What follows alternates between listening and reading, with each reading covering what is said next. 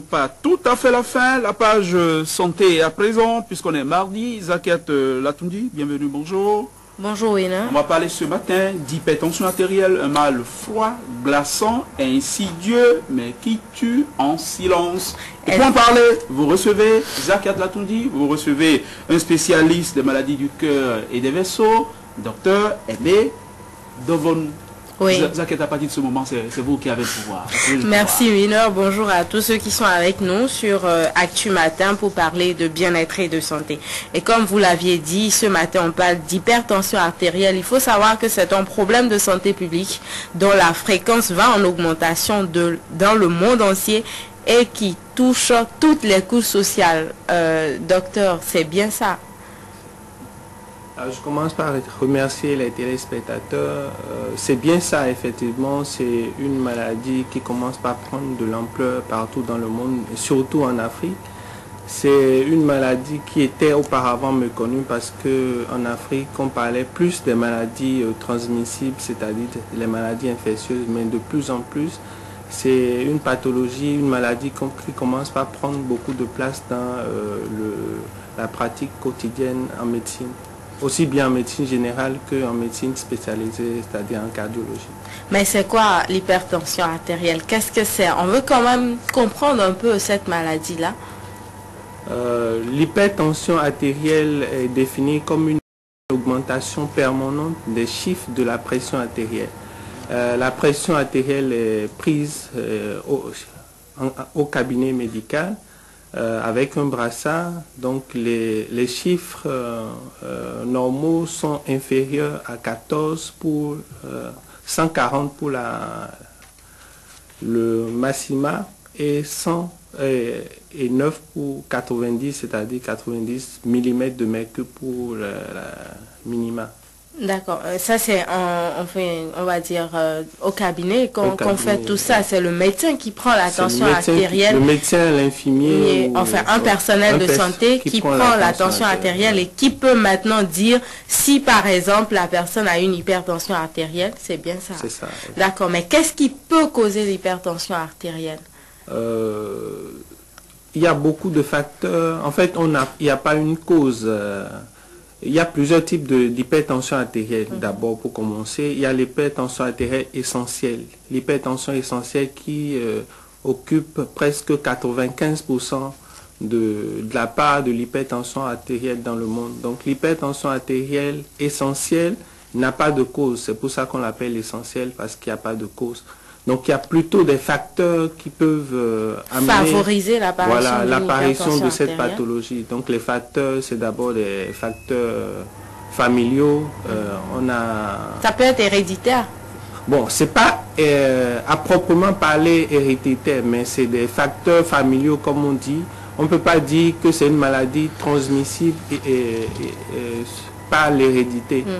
Mais quand tu as un père ou une mère hypertendue, tu as plus de chances de développer cette maladie que celui ou celle qui n'a pas de parents. Est-ce que c'est une maladie qui varie avec l'âge? Parce que les statistiques disent par exemple qu'après 50 ans, un adulte sur deux souffre de l'hypertension artérielle. Effectivement, c'est une maladie qui a une fréquence qui augmente avec l'âge.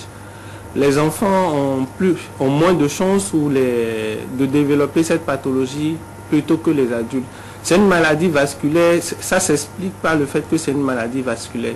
Plus on vieillit, plus nos artères vieillissent, et quand les artères vieillissent, leur souplesse diminue.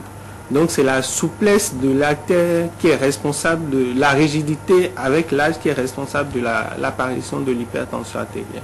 Mais comment on peut faire pour savoir qu'on a l'hypertension artérielle? Il faut forcément passer par la prise de la tension ou il y a des signes qui pourraient annoncer une hypertension artérielle?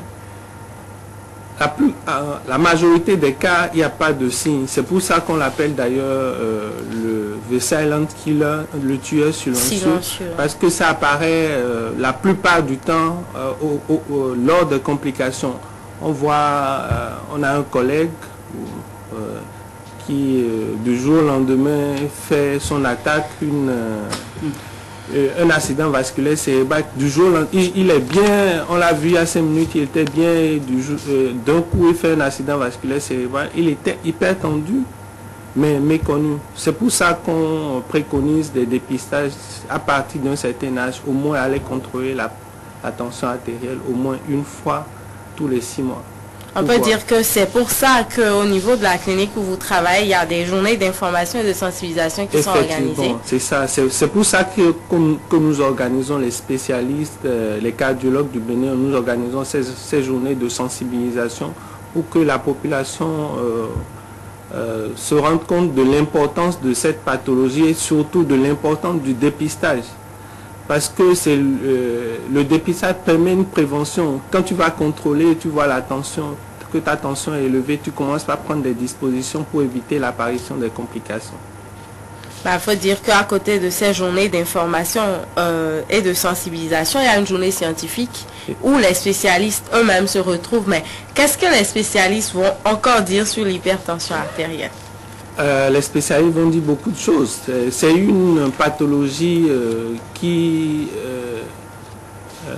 sur le plan scientifique, il y a beaucoup d'avancées, il y a beaucoup de recherches. Donc quand les spécialistes se regroupent, c'est pour échanger par rapport aux nouvelles avancées, aux méthodes, aux nouveaux méthodes de traitement, parce que la cardiologie est en constante évolution. D'accord. Et la grande masse de la population est conviée pour le samedi 11 décembre où il y aura une conférence débat. Le thème c'est l'hypertension artérielle, une maladie silencieuse. De quoi il sera exactement question samedi?